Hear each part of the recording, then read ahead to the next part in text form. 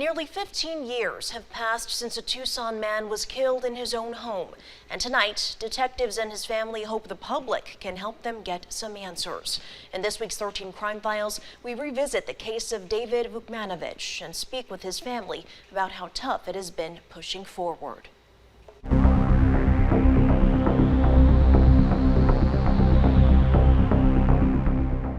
He was an amazing dad, very loving man to me, my family.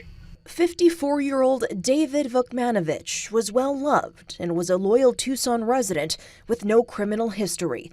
So it's been even more difficult for law enforcement and family to wrap their minds around why, on the night of December 7, 2010, in his Midvale Park home, suspects entered and shot and killed him. The circumstances surrounding that homicide itself were rather unusual in that the neighborhood was best as described as families that lived in the area, residents that at the time knew David along with his family at the time.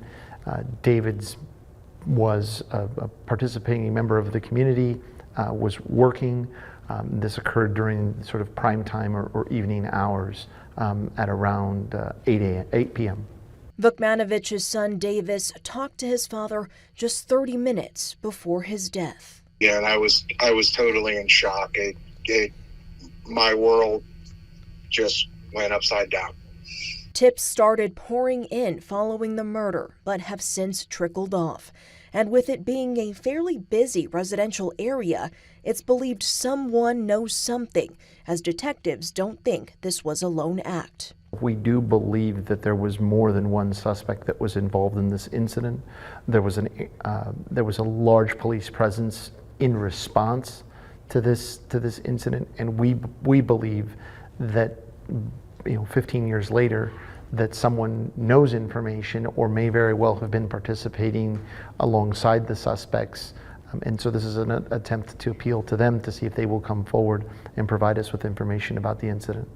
It's not easy. I probably came to grips with I'd never have an answer, I don't know, 10 years ago maybe.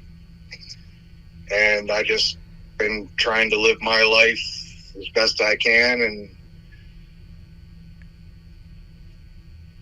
think about him a lot and talk about him probably every day. I see a 520 area code on my phone. I don't know, I get a weird feeling. Despite fading hope over the years, Davis Vukmanovich does say answers to who did this would offer the family some closure. It's good to know that it's not closed and in a box somewhere, that somebody's actually still trying to do something. I'm glad that it's still a possibility, I guess. If you have any information, no matter how small, please reach out to 88 Crime. There is currently a $2,500 reward for information that leads to an arrest.